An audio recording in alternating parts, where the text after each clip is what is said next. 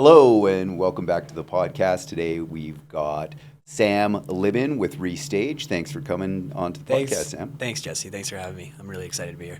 Yeah, you bet. So what we'll do is we'll talk about the Restage business, Sam's history, but first we're just going to get right into the meat and potatoes of things. And we'll talk about the benefits of staging and why people would even want to consider staging, because there are some very good benefits, and Sam's got all the info. So thanks. Sam, why would a homeowner want to stage a home that they're selling? Obviously, this is in the capacity of someone that owns a home. They want to sell it. Why would they want to stage their home, and what are the benefits? Well, there's a ton of benefits, and we'll break into them. I think the main piece of it is that first impression when you're coming through the door. And so when you're an excited homeowner and you're walking into what you think is going to be your next home, your dream home, or your next step into that space, you want them coming through the door and immediately feeling excited. So you're putting them at ease. One of the things that happens naturally, and especially in a vacant property, as you know, is people are going to walk through that whole home and they're going to walk the perimeters of that home and try to find everything that's wrong with it. So they want to find every imperfection, all the work that they need to do. They're looking at it as a transaction, a financial transaction, and there's not much emotion there. And so the reason that show homes do their staged is because you want people feeling emotionally attached to the property, where, especially in a lived-in home, even if somebody sees an imperfection, they're not happy with the paint color, they're not happy with the lighting, we want them feeling like, oh, this is a home that I love, that I feel comfortable in, that my family is going to like, and if it means in a year's time that we need to paint the walls, honey, we're going to do that. That's fine. And so I think the main advantage to staging, because we are selling a lifestyle, it paints a picture is what you're saying, versus your empty house, your objective, you're looking at it more as an investment. Exactly right. You're picking it apart. Yeah. Whereas with the staging, you can almost paint the picture of the lifestyle of That's 100% what it would right. be. That makes sense from a realtor standpoint. If you get people feeling really excited and thinking, oh, I can live here and I'm comfortable, my kids are going to be comfortable here, they're willing to spend more money and they're willing to overlook some of those other imperfections of, things that they might not like. If we can show them that it's turnkey, at least for a year, where they're feeling really comfortable in that property, then they're willing to spend a little bit more money to get the home that they really like. And so people naturally, they want to touch, they want to feel, they want to sit down, they want to feel involved. When it's an empty house, oftentimes when I'm talking to a homeowner, we're leaning on a wall or we're leaning on a countertop, our feet are getting sore. Like, there's nothing comfortable or homey about an empty house. Nobody wants an empty house. So when you bring in the furniture, when you bring in some life into that home, then people are feeling a lot more comfortable, a lot more at ease, and they're not as quick to identify every single imperfection. And so the way that we market the home is with the furniture on the perimeters of the room, try to make the rooms feel as big as possible, look at it from a marketing and a photography perspective of how do we get that biggest angle of shot, what's going to look the absolute best. And what ends up happening is we create a buffer against that wall of a good 2-3 feet, where now somebody's not staring right at that wall that has maybe some fresh flashing paint or what have you, or maybe it's a stained carpet. It's not that we're hiding something. People are going to see a stain in a carpet, but if we can get them seeing the space for what it is and not just a small little stain on a carpet, then people are going to be willing to oversee that or overlook that. Yeah, I mean, maybe it's steam cleans out, or maybe it's a few $1,000s for new flooring, 100%. But if the house looks good. One other thing, that's a very valid point. You get people emotionally attached to a home and a lifestyle versus just objectively looking at the numbers.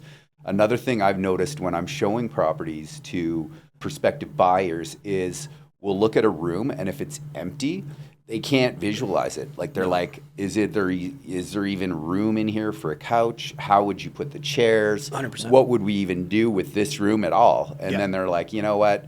Let's just go to the next house. It's more, they're leaving with question marks versus, I could see anyways, like we've done some work together, and it's worked out actually very well for my clients, is that if they're leaving and they have that picture, there's no open loops or unanswered questions, right? They're just like, let's go ahead. When you have a really small bedroom, and maybe it's not really small, maybe it is a decent size, but I think the statistic is 10% of people are visual people. That leaves 90% of the population that can't visually see how that space is going to look and how their bed fits and I can what see the if it's orientation good, is. But I can't. Sure. I'm not really that guy that's like, here's a vacant room and I'm just going to make it up in my mind and design it all, right? You're not alone in that. And so if I have a smaller bedroom and I put a bed in there and I tick that box for that family and say, hey guys, like this is comfortable. Here's your bed. Here's your side table. Maybe even a small And the little door study. swings and you can get by the dresser and everything. Because right? if really the steps of process is going to be that buyer's coming through the main floor into the primary, and that's for them. That's for the person who's the purchaser. The next part of that, the spare bedrooms, the basement, that's for their families. And so if this spare bedroom is empty and it's small and they're sitting there like most people feeling like, oh, maybe this isn't really comfortable for my son or my daughter. Yeah, they're or not, grandma can't actually move work with this. around Yeah, or exactly. handicap issues. And so if we produce that bed, we joke in our office and we say we're literally holding that buyer's hand. And we are like showing them this is how it can be laid out. This is what it looks like. This is what the orientation could be. Because frankly, if you have a cookie cutter home, I mean, it's still valuable to stage it because of the emotional portions that we're talking about. But for a lot of homes that aren't cookie cutter, they're awkward. You know, they are an awkward floor plan. Angles or columns small, or dark, anything. columns, yeah, absolutely. And so if we can show them that it's comfortable, because people have lived there for 20 plus years or what have you, like it is comfortable once you've laid it out. But for people, they just don't know how to lay it out. And so we hold their hand and show them and say, hey, this is how you should, this is kind of the lifestyle. This is what you're going to, buy. This is how it's going to be laid out and this is what it's going to look like. And the other part of this is really just that, again, that emotion. Like we joke and we say it's like whites, creams, and greens. Like we try to brighten up every space. So you get some dark walls where people, now they're thinking, oh, I don't want the house because it's too dark. It's like, well, it's really, we know you can paint it, but let's say we don't paint it. You bring in some lighter furniture that complements that nicely, and all of a sudden it's a really rich, moody, great room that people are excited about. Well, and so interesting. You could save maybe a pre-sale painting on a certain number 100%. of rooms with staging. Okay, Yeah. I hadn't even thought of that. Yeah, it's weird what people will turn a deal down for. Like I've heard from other partners. I've seen it firsthand. Yeah, like, oh, I'm not going to buy this house because my daughter's room is painted green. And it's like, okay, well, it can I'll be. buy you a can of paint. Yeah, They're not absolutely. It's interested. just silly little things. Sometimes, anyways. Sometimes, yeah. And so I think the more that we can just hold that buyer's attention, get them feeling comfortable, get them seeing past some of the objections of the house, that supports the sale. Okay, Sam, so that's a very good point. Thank you. Getting people emotionally attached to the lifestyle of the home and painting that picture, that makes sense. But tell me, dollars and cents wise, I'm sure you've got some stats or you've looked at some stats. I've looked at some online, like the National Association of Realtors in the States and others. We have more data in the U.S. Obviously, they've got a bigger population, more transactions, so there tends to be more data than up in Canada. But what are you seeing and what kind of numbers are we talking about here? Because it is an investment to stage. It is. So what are we talking about? Result? What are people seeing? So, I mean, I think the first thing is I think the stat from the National Association of Realtors suggests that over 96% of people, or 96% of people who are not realtors, who are potential buyers, they're willing to spend more money in a staged home than its counterpart that's not staged. So when we look at some of those things, those buyers that are coming through the door, if they're willing to spend more money because the staging is there, that's going to support all of these other figures. Now, having said that, like 50% of realtors see staged homes sell faster and sell for more money. Yes, the stat faster and for more money. And it doesn't make sense because it's like, you're not getting that furniture. You're not getting that throw blanket or those pillows. Right. But it is, statistically, we're seeing homes sell faster and for more money. It is. And as far as how much more money, the stat goes from a National Association of Realtors, they say 6 to 20x of what, or percent of what the non-staged competition would be. And so it varies. 6 to 20, wait, what?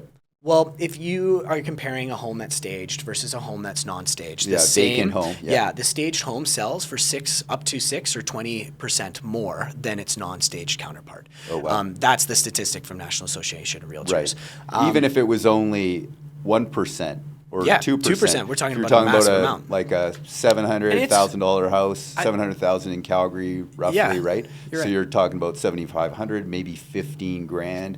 Sure. If that's 1 or 2, if 10 you're grand, 3, I 20 mean, grand. you can extrapolate the math out from there. Those right? markets conditions, like they're so unique. Previously to a couple years ago where this market went like wildfire, it was how close can we get you to your listing price? We're not talking about a bidding war here. We're just trying to get you the most amount of value for your largest investment.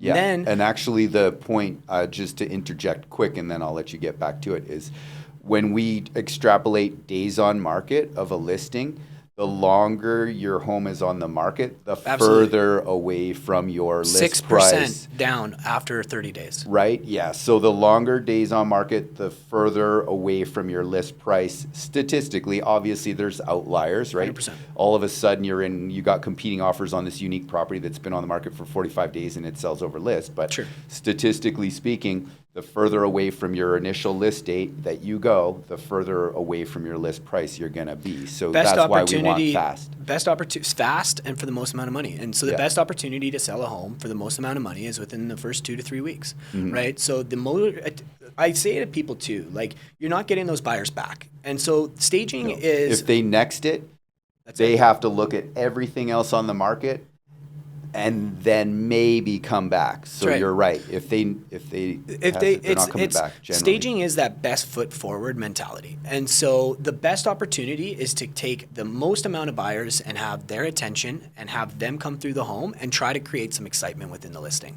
If you put a house on the market, I see it all the time. There's a reason we're called restage. It's like if you put a home on a market for 30 days, 45 days, 60 days, and then you call me and we stage it, you're relisting. You're retargeting new photos. You're trying to bring those buyers back, and maybe they terminate the listing, bring it back on, do new photos, all new. You're restarting, right? and I mean, really, do you think that now that's the appropriate time to maybe you're keeping your listing price? More than likely, I think in large part some of the biggest tools in a realtor's box is they're going to lower the listing price, and when they lower it, lower it, like, do you lower it by 10 grand? Do you lower it by 5 grand, 15, 20 grand? Like, how low are we going to go before somebody has interest in this home? Yeah, ideally, I mean, restage, that's, if it's not selling, that's one thing. But ideally, my experience and opinion is your listing is like the IPO of a stock, like that's the right. initial public offering. So you want it staged from day one. If you're staging it, you want it staged from day one. Best foot forward. You're because absolutely then right. People can check the history. Realtors can pull that data 100%. and be like, oh, this house is, sure, it looks like a new listing, but it was on the market for Absolutely. 90 days Those previously, buyers, right? I mean, it's so important. Like, you're not getting them back. And so you want to bring in as many buyers, create as much excitement as fast as possible, and get that home out from under you. It's an investment for everybody. These people, maybe they have a new home, maybe they don't, but they're out of their homes. They're carrying the cost. The realtors spend a ton of money in the marketing. It's a lot of time, effort, and energy. It's like, I think everybody's goal in real estate is to sell it quickly and get your client the most amount of money as possible. And so that's not going to happen if after 2 months we're lowering our listing price, we're making, some significant investments. When we talk about the staging costs, we're talking about a few $1,000s. We're not talking about $10,000 renos or $20,000 renos, where some people, they get to that point where they go, okay, we've got to replace all the floor, we got to replace all the paint, needs a new roof, like whatever the case may be. Do some granite countertops or quartz or whatever. Yep. So it's just about minimizing their investment. I mean, within reason. Like, I don't want people spending more money than they have to. And I give really honest advice when I talk to people to say, hey guys, I think a coat of paint and I think, some new light bulbs and some staging is going to go a long way here. And I think they're pretty thankful that they didn't end up spending a fortune to try to list their house. So ballpark me here, Sam. You've got a vacant house, like maybe break it down to a few different options. Like, you've got a 1-bedroom apartment, you've got a small bungalow home, like 1,000 square feet, or you've got a larger home. What are the average pricing? Because I didn't really think about everything that went along with it until we started working together, where it was like, well, first you have to see the property, then you need to have someone design what the furniture is going to look like for that proper prospective curated buyer, right? Like the ideal buyer. Then there's booking of a move day, and you've got your moving crew.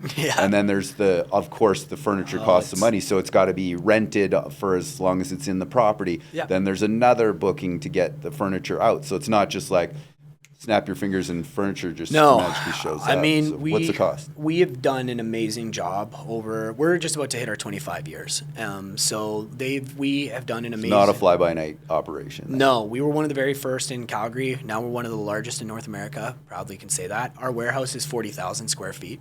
So we 40 40,000 square feet. Square feet. Oh, wow. Yeah. I'd like to come see that sometime. That's It's freaking pretty huge. cool. It's pretty cool. It's like HomeSense on steroids. And, our designers have an amazing job. They do an incredible job. To your point, I was kind of joking or laughing in my head there, because when you say snap your fingers and it's done, we can do that.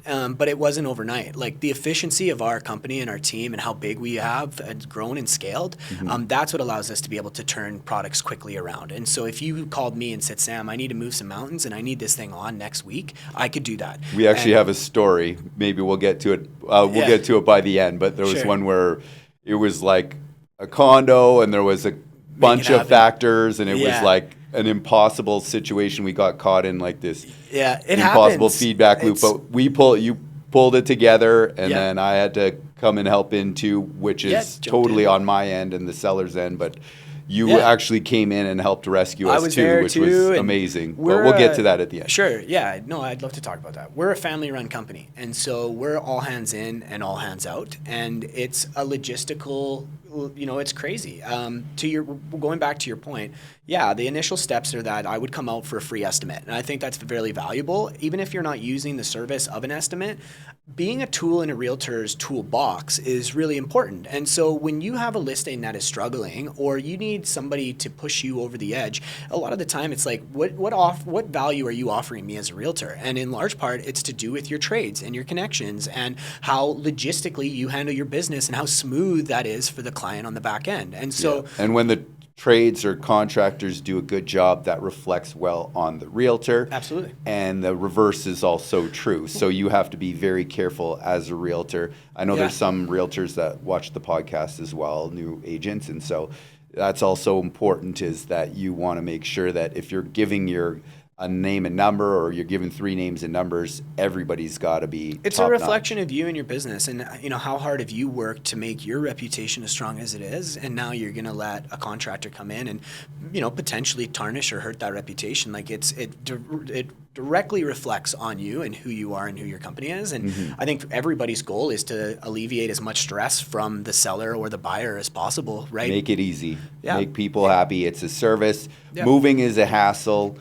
Yeah, I mean, let's be honest, moving is a hassle. So whatever a realtor or a home staging company or whoever else in that process, whatever they can do to make that process stress-free, the better. 100%. And it's one of the most stressful times in people's lives is when they're selling a home. That's either like a really exciting step, or more often than not, it's sadly somebody's passed away, or it's a divorce, or, it's empty nesters who are, hitting sort of that midlife, what am I going to do? And so it's a stressful time. The most that we can do is just try to alleviate as much of that stress as possible. And make it exciting. Like, I find if you're just kind of flying by the seat of your pants as a homeowner or as a home buyer and just winging it, that's where you can bring those stress levels up. 100%. But there's general steps that happen in each purchase or sale. Yeah. And everything's a little different. But if you can do your homework ahead of time and have the right people early on in the process, you can eliminate a lot of the stress, and maybe even most of it, that to the point where it's fun and it's enjoyable. And that's what I try to set people up for. Yeah. But at the end of the day, they're in the driver's seat. Some people want to learn it. They want to do it their own way, and that's fine, right? But totally. Ideally, we want to set people up for success. That's the goal. It sounds like that's what you're doing too. Yeah, I think so. And so if you're a young realtor, or for you, I've done this for you, like, we're of value. And so have me come out for a free estimate. Let me show your clients the value and the relationships that you have and you host. And we'll go through, and I give them my interpretation of the space and what I think we can do, and give them an expectation of cost and all these kinds of things. And then I alleviate myself. I remove myself from the conversation. I leave. And that's a really warm handshake now to step in and go, here's your comparables, and here's what I suggest, and here's my listing strategy. And you're trying to kick that can over the finish line to secure that client, and we can be a resource there. And so I come out for a free estimate. I sit down with our designers. I'll take a bunch of photos. We got 5 designers employed full time, and we even have a few on contract. So sit with them, collaborate. They work together within our warehouse to start pulling and selecting those pieces of furniture. Then, who's running the podcast here, Sam? No, that's great segue into it. No, that's perfect. No, I'm just giving you a hard time because I'm trying to be funny. But no, that's perfect. tell us the process. So yeah, from the start, Yeah. you're saying you go in, you meet with the homeowners, you Yeah. do a consultation, you take some photos, you take some notes and everything, and then Yeah. it goes to the design Then crew to the after? design team, yeah, Okay. and they work on it and they collaborate on it and take a few days with it, and then Is that to get the quote, or do they No. get the quote before it goes to the design I'll team? give a quote before it goes to the designers. So Okay, once so you're able to do like one-stop shop them and like, based on what you've got here in your Yeah. situation, here's the quote. That's and I give them a price usually within the same day, if not the following day, and like it's a pretty quick turnaround as far as Okay. expectations of cost goes. And I realize we didn't touch on the ballparks. So Yeah. ballpark me, obviously we're not going to hold it to you because every situation is different, but maybe like apartment, little bungalow, and then an executive home, kind of Sure. ballpark me those three just Well, for the viewers. I think something that most people don't know and they appreciate once they hear it is that the cost is in the labor hours, as we were just going through. Like, the Yeah. cost is in the team and the truck and the hours in our warehouse getting everything pulled. It's not about each individual piece. And so I'll have sometimes people that'll say, Sam, if I don't stage this one little bathroom, how much is that going to save me? And the truth is nothing. Like, my truck is coming, whether that's 3/4 of the way full or totally full. And so the reason I'm saying this to you, Jesse, is because if you have a condo, it typically, like, there's an elevator involved. It's still got one You got to living pay to room, book the one elevator, kitchen, you got to one dining schedule. room. Well, the thing is, in the absence of value, then price is the only discussion. And it's easy to say that's just not in the budget, but I think we've established, I've seen it firsthand, you've seen it firsthand, we've established for the purposes of the podcast here in reality is that staged homes sell faster and for more money. So what is the investment that we're looking at in terms, like obviously there's a lot of people I would hours say a involved real in it. fair price is going to be around $2,500, depending. So Okay, and then there's that's based on the initial month if you Yep. have to go over, which a lot of times it's going to sell within the first month. That's Not the a goal. guarantee, but No. realistically, it's all over and done with and the furniture's picked That's up the within. goal. And a lot of them happen. Like we see a lot of our staged homes sell within 30 days. It includes the designer's time in the warehouse collecting everything, coming out, staging the unit. It includes the rental for 30 days, so 1 month, and then the removal once it's sold. And So- there's movers that are moving in and out. Like you've got Yep. a crew. When I was there was like 3 or 4. I don't even know how many people there's. Yeah. They're coming and going. It's ridiculous. quick. We want to do a time lapse in our warehouse to show people. We have an amazing crew. Our guys, believe it or not, they will go in the morning and clear an entire home out. So their morning job is to remove all the furniture, all the decor, everything. Then they Yeah. come back to our warehouse, they unload their trucks, they have lunch, and they go back out with new furniture and they stage a home.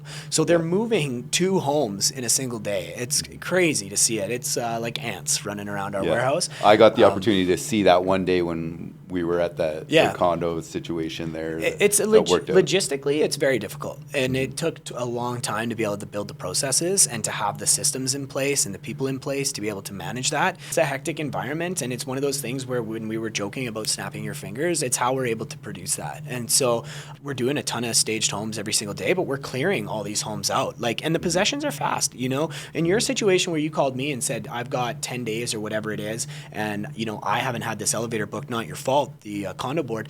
No, it was the property it was a management. condo. Well, we'll get to that, but it was a elevator work was being done on this, and the Right, that's what it elevator was. was blocked Yeah. off because they had maintenance But the crew. possession, But it's let's- coming, and you got to get it out. Yeah.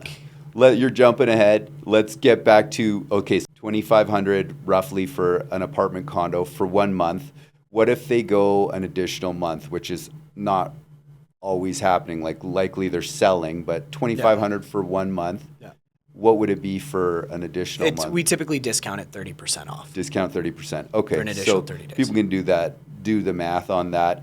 And now, so if we're talking 2,500 and you're got a condo that's 300,000, 400,000, 500,000, I mean, that's not really, and you're getting 1, 2, 3, or 4% more on the sale price, or you're selling it faster, Yeah. and the person doesn't have to carry the place anymore. That's actually can be a significant benefit. Depends to on what the home market is seller. doing. Like, the condo market right now is flooded with inventory. So how do you differentiate yourself from the competition? And How if do you you've got differentiate yourself? listings in the same building, they're just looking at straight comps and comparables, and there's no emotion there. That's transactional sales. So Mm-hmm. for us, I think it's about, like especially in a condo market, like in that example, there's value in staging it because everybody else has condos up. Like, no, there's not as many buyers for these properties, right? So the ones that do come through the door, you want to make sure that they're, as good as they're going to be, or feeling it like they left with value. Yeah, it's not a miracle. This is not good. They're not going to walk on water, but it is going to make a measurable difference. Yeah. With the home staging. So now a bungalow in a neighborhood, like 1,000 square foot bungalow, if the condo may be roughly 2,500, give or take, what would the bungalow generally? Yeah, that's kind of what I was trying to say. It's going to be the same. It's going to be, my cost is in the labor hours. So that condo has a dining room, a living room, a primary bedroom. A bungalow is going to have a living room, a dining room, a primary bedroom. So what if there's a basement involved in that? The more rooms you add on, there's going to be an influx of cost. Typically, maybe $500 depending on the space and what we want to do. Okay, so it's mostly the organizing everything, right? So don't skimp and try to cut a half bath staging or influence. 1 bedroom. It's like you guys are already there, the truck's there, the crew's there. Yeah. So there's no that's not savings. where you're going to, like, if you're going to stage, go all in, it sounds like. Within reason. I mean, I'll tell people oftentimes, like, the highest impact area of any home, the strongest return of investment on a staging is going to be your main floor, your primary bedroom, and your ensuite. Like, those are the bread and butter of it. Yeah. Where you're working backwards is kind of what we talked about earlier, where you have objection spaces. So those small spare bedrooms, that's an objection. If you have a really dark, cold, awkward space or a basement, that's an objection too. Like, you want to handle that. If it's a wide open, very generic, large spare bedroom, I don't see the return of investment. There's no reason in spending more and more money that you're not going to see a return on. So it's more about dealing with that first impression of the main floor and the primary, and then working backwards. And if there's objections, if there's something awkward about the house, then we might want to define it and help that buyer. Otherwise, you could probably just leave it as is. So you're saying it's not a one size fits all. You're almost like a consultant where if you're looking at a basement bedroom that's wide open, obviously they can fit the bed, they can fit everything. So 100%. You'll let them know. It's just not worth it. Yeah, fair enough. We try to be as fair as we can. I think that's that family-run Nobody business wants to mentality. waste money, so it sounds like you're pretty fiscally responsible. The only in your value in doing some of these stuff is really more if you're looking at it from a portfolio. So I would deal with a lot of builders, and for them, the photography and the photos, that's really valuable for them. And so that would be, I guess, that would make sense. You'd want get it all done. Every angle covered. And then the only other piece of that, sometimes I have where a buyer really just says, no, I don't want any excuse. I want to make sure this whole thing is done, is because somebody typically is going to go through the main floor, the primary, down into the basement, and that's the last piece of the home they're going to see before making a decision. Mm-hmm. Now, a lot of the decision's probably already been made, but when they're downstairs in the basement, that's the last. They're about to walk out the door. And so if you are staging it and you're really sort of just kicking that can over the finish line, that sometimes can support a sale as well. But it's not something that's an objection. It's not absolutely necessary. It's one of those things where if you have an extra $250 or $500 to be able to finish it and cap it all off, great, let's do it. If you're really budget cautious, no, the highest value is going to be main floor primary, strongest return of investment. Right. Okay. Well, that's nice to know that you're willing to consult and use your experience to help advise a prospective client and home sellers that are wanting your services. Yeah. Now, you've got 40,000 square feet. So a luxury home. Yep. Like, these are bigger homes. You've got a different level of buyer, different quality of furniture and everything, right? If you've got like a $15,000 Wolf stove in this place, you're not just going to put like something. Do you guys have, you can accommodate a luxury home? Yeah, we do a lot of luxury listings. So we deal with a lot of the top sort of builders in town and then realtors like yourself. And a lot of them are doing luxury listings. So we're talking $3 million, $4 million and more dollars worth of real estate. Yeah, so that's not going to be $2,500, but I mean, it's all relative. If you're selling a $4 million house, you're going to pay proportionately more. I would say at maximum, though, we're talking about maybe $5,000. So it's reasonable. It's not like we're charging $10K or more for staging. It's actually more reasonable on the higher end properties. A lot of it. Proportionately. Yes, and that really comes down to the labor hours. And but those talk trucks. to Sam, get a quote. Yeah, obviously, all free. They can't hold you to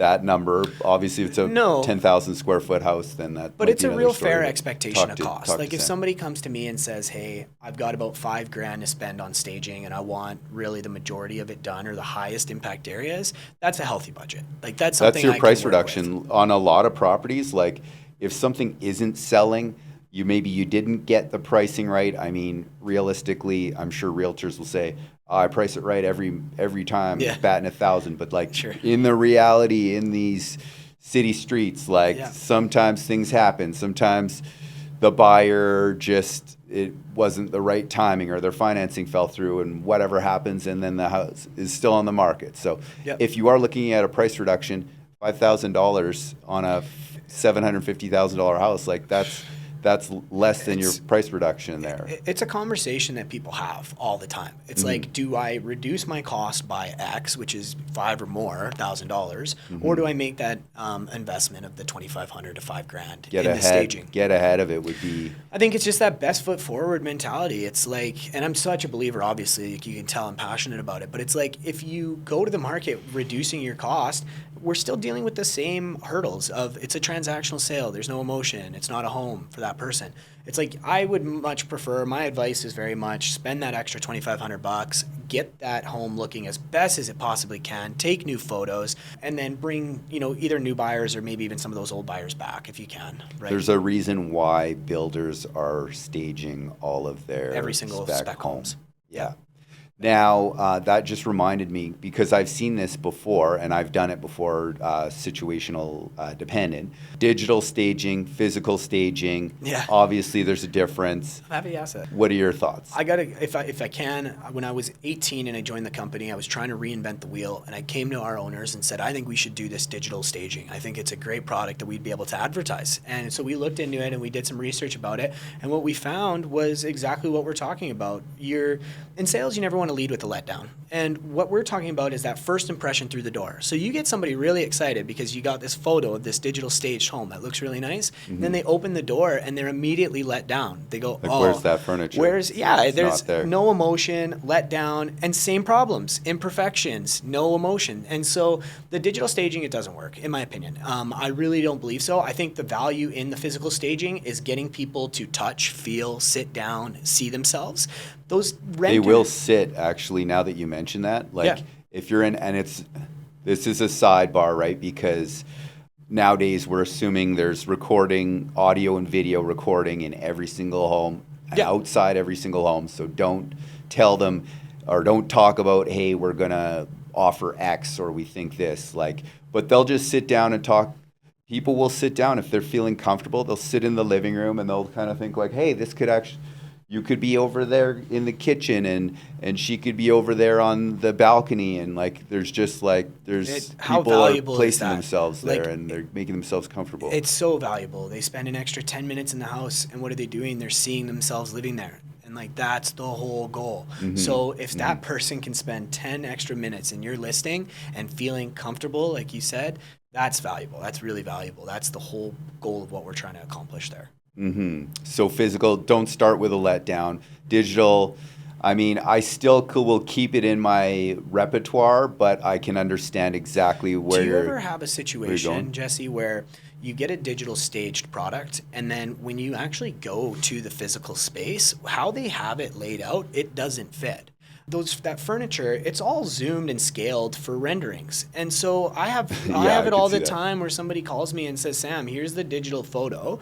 And then they come there and that couch, it wouldn't fit the space. It's I too guess small. Depending on the contractor that you use, right? If they're scaling a couch that doesn't even Yeah, exist happens just to all the make it time. look.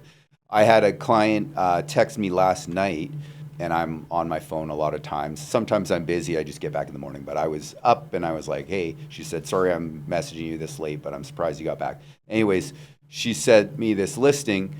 Oh, we haven't looked at this property.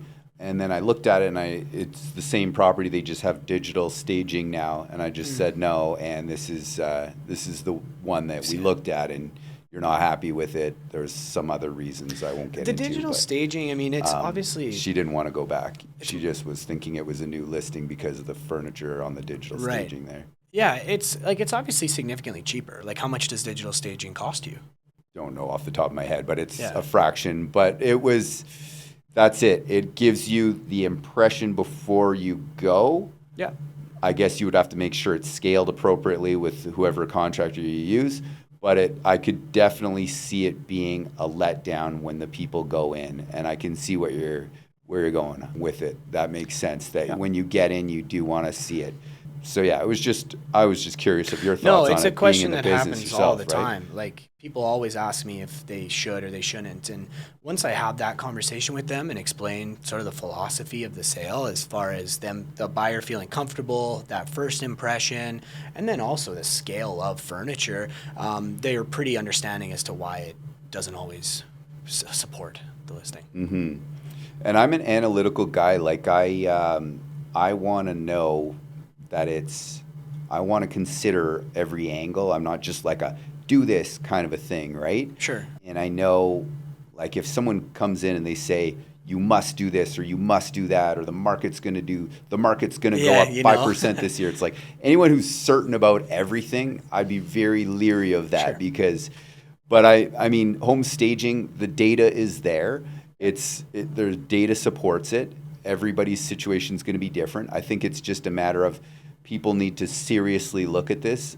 If you've got your own furniture, you've got nice furniture, maybe that's something where you have a home stager that just helps you fluff up what you've got. Sure. But if you're dealing with a vacant property, I think that's something that you really need to really seriously consider. You touched on an interesting point about having the homeowner's furniture there. And then, I mean, you have furniture in there, and maybe it is nice furniture, but to be honest with you, when we do our design, it's really neutral, like on purpose. Like, anybody that walks through that house is going to feel comfortable despite any religion, personal beliefs, anything like this, personal preference. It's all whites, creams, and greens. Like, it's very, very neutral. And the reason for that is people don't want to see your stuff. Like, there's a reason that you take down your family photos. There's a reason, yeah. It's the same truth for every knickknack you have on the shelf, every bit of china, all your couch that you've had, whether it's nice or not. People don't really want to see your lifestyle living there. They want to see themselves living there. And so, do you ever see somebody have their furniture moved out and then all the time, staged furniture come in? It's typically my advice. I mean, for the most part,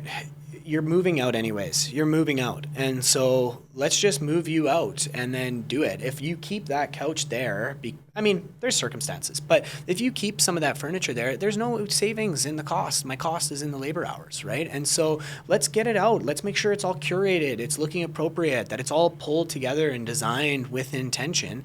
It's really difficult to piecemeal a stage when you're working with homeowners' furniture. It's like, are we supposed to have that perfect match next to it? Probably not. But if that was all taken out and it was a cohesive set, then yes, we do have that perfect set because we bought it that way. And so you want it fully empty, I think those are the ones that do the best. Staging. Blank slate, give us a blank canvas to work with, let us come in, let us make it look as good as it possibly can, and then I think that's the best foot forward. Otherwise, what are we doing? We're really just trying to, sometimes people are constrained by not having storage or not being able to do anything about it, and so fine, that's so totally okay. But maybe rent like a pod or there's so many solutions. Get a storage space. Yeah, and it's worth it. It's putting that best foot forward. Okay, so Restage, you said the company's been around about 25 years. Yeah.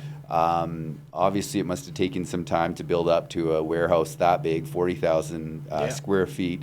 So tell us about the company then. What do you know about the company? How long have you been at the company? What's the history here? Yeah, if you got time for a little story. How it started was our owners, their names are Kim and Steve Hansen. Okay. They're an amazing couple, entrepreneurs, and they found a hole in the market. They had an older friend who was having a really difficult time selling their home. And when they went to the house to look at it, they said, you know what we need to do? We need to freshen it up. So they did some landscaping, some painting. They bought a few pillows, some artwork, things like this.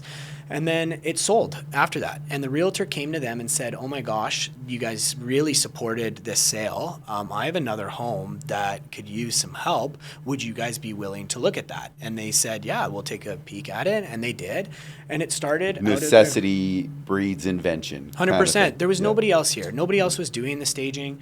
They started out of their garage with a few shelves of decor and pillows and small things, and then it grew a little bit, and they started bringing in some furniture, not a lot, but some. In fact, they would take their kids' beds, load it into a house for a single shot, a photo, and then they would take it back to their home for their kids to sleep. Like, it was as small as it could be, like, truly. And it started that way, and then it grew into renting a smaller space, and then they rented a bigger space and a bigger space, and now we're all really fortunate that they made an investment to buy a bigger warehouse that they now own, and it's in a great location, southeast Calgary, off Barlow and Glenmore. And now so like Foothill generally, Foothill, 61st Ave and Barlow Trail. It's it's a great area. I mean, it's one of those things. We were up in the Northeast, which we didn't mind being in the Northeast, but when you get into traffic at 5 o'clock on Deerfoot, McKnight, 32nd, it was a lot. And so for all the staff, you extrapolate that out over all those people and huge those cost. hours. Huge cost. And so no, we're in a great spot.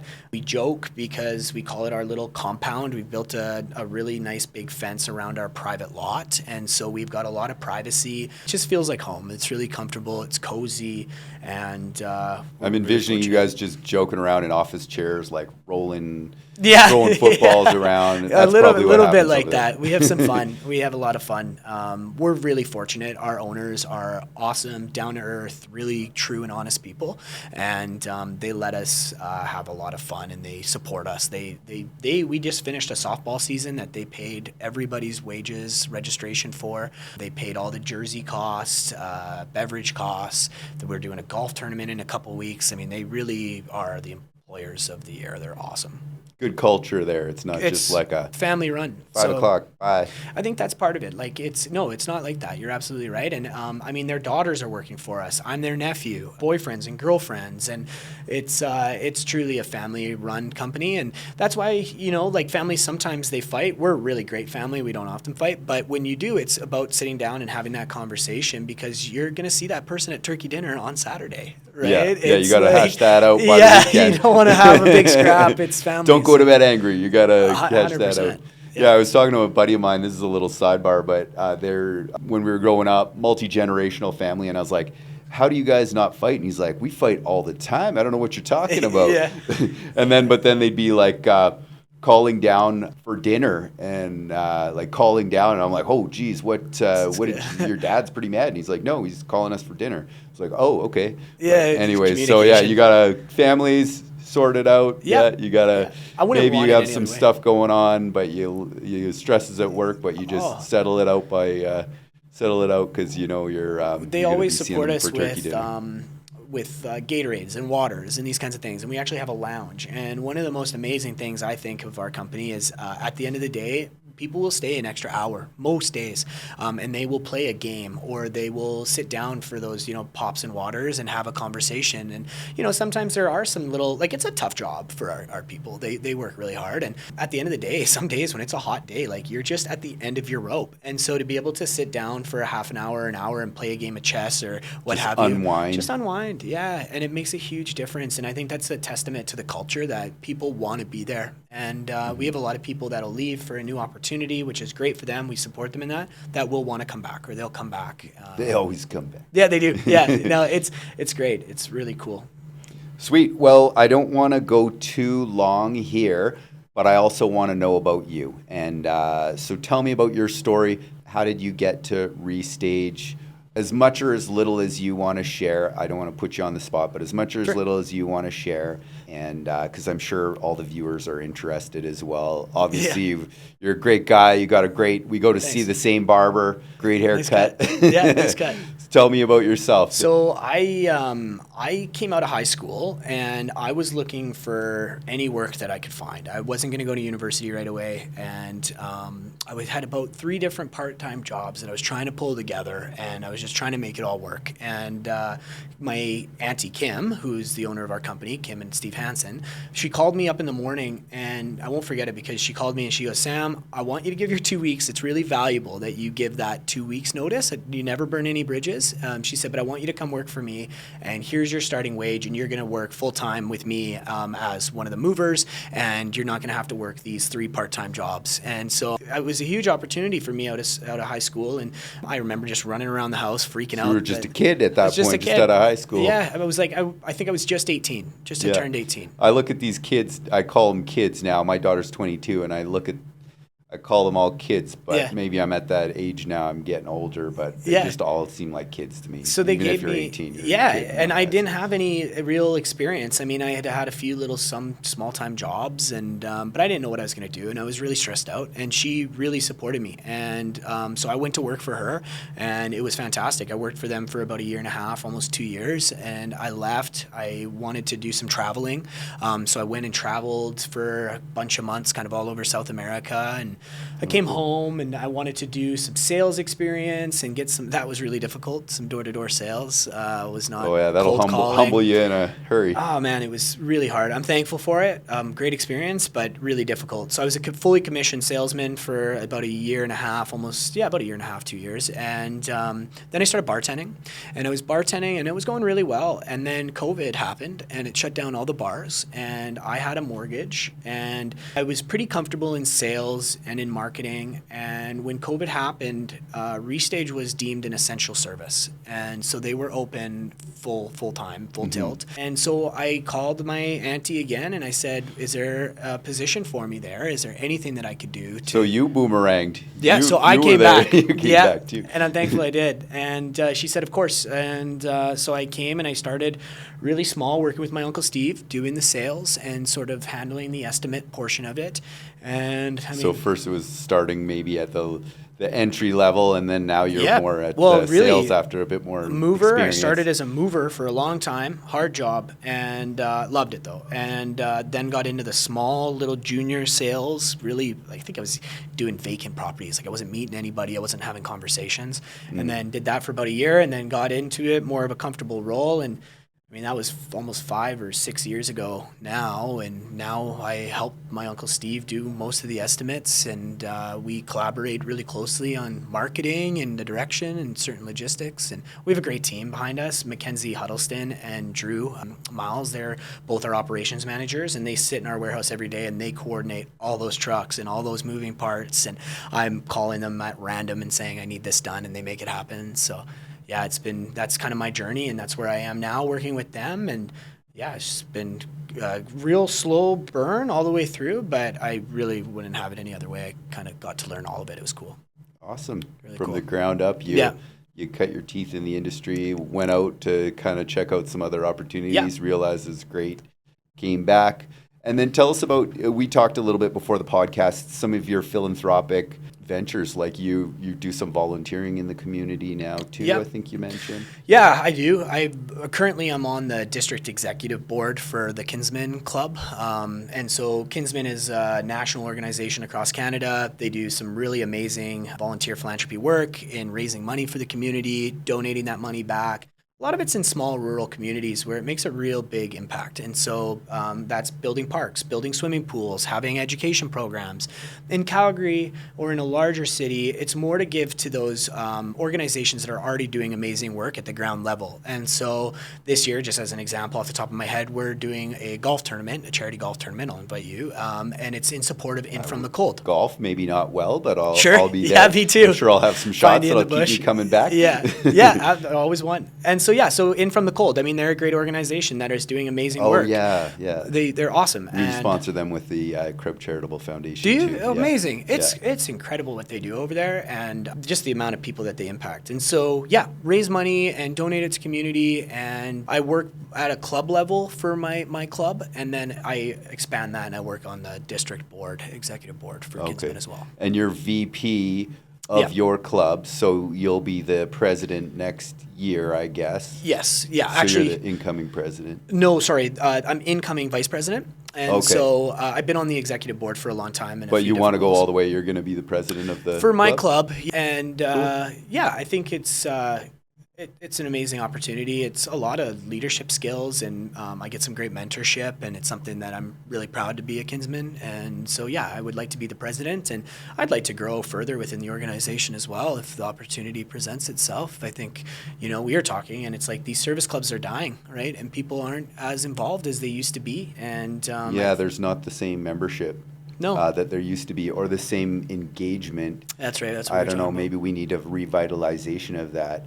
But yeah, and it almost seems like selfish in a way. Like I feel like I got into it just because I was like, well, I don't know who else is going to do it, so I might as well just do it. Someone offered me a position, and I was like, okay, well, if no one else is going to do it, I guess I'll do it. And then I actually really liked it, and I was like, oh, this is awesome. Awesome. But then I was like, I feel like I'm getting, I guess I'm giving my time, but for some reason, I don't even know how to describe it, but it's like I'm giving, and I feel like I'm getting more out of volunteering. It's so weird. You Such get counterintuitive. I think you get way more out of it than you put in. And, Yeah, and there's good. effort, it's time, but no, I've been so You meet people, lucky. you have fun. It's amazing. You're joking around, you're getting shit done. When you receive those cards from the kids that you supported or the families that you supported, or they come in as a big thank you, I mean, there's no better feeling knowing that you made a real impact. And you know what else is funny is when we have these groups come to us and ask request for a donation, there's oftentimes one or two members in the room that will stand up and say, you know what, actually, when my family was growing up impoverished,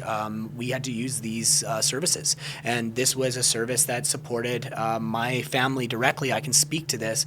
I was a benefit of that organization. And so it really hits home when you look around, and it's not one or two. It happens all the time. And even people that you think are really strong or really grounded, and maybe they are now, they needed support at some time in their life. And so when that organization comes and they say, yes, I support that and here's why, it really makes it feel kind of full circle moment where you go, yeah, I want to give to this. Where they got that individual who is now like doing great, had a hand up in their past when they needed it, and then to see they're thriving, then it actually is proof that this is actually this is working. It's cool. Yeah, it's really cool. That reminds me of a story of a fellow realtor, Rob Campbell. He's a good friend. I like him, and he's with another brokerage, but we're all friends. And of course, he actually helped to train me. I'm now a current chair of one of the committees here at the real estate board, but he was telling me a story about Habitat for Humanity, and where he had he's a great big guy and burly looking guy like you. If you didn't know him, you might think you'd be worried about this guy. Yeah. But anyways, he said this little boy looked up at him on a day when they were getting the keys to their new home, and he said, "Do you want to see my room?" And then Rob said, "Yeah." So he grabs him by the little boy grabs him by the finger and leads him to this room, and he's like, "I'm going to put this there, and I'm going to put that there, and this is all my room, and the door closes, it's all mine." Cool. And Rob he's like, he went around the corner after that, and he just bawled. Oh, yeah. And like, he told that story a few times, and I was like, every single time, I'm like, that story it just hits like the first time. So I was like, okay, this volunteering thing, I could really get behind.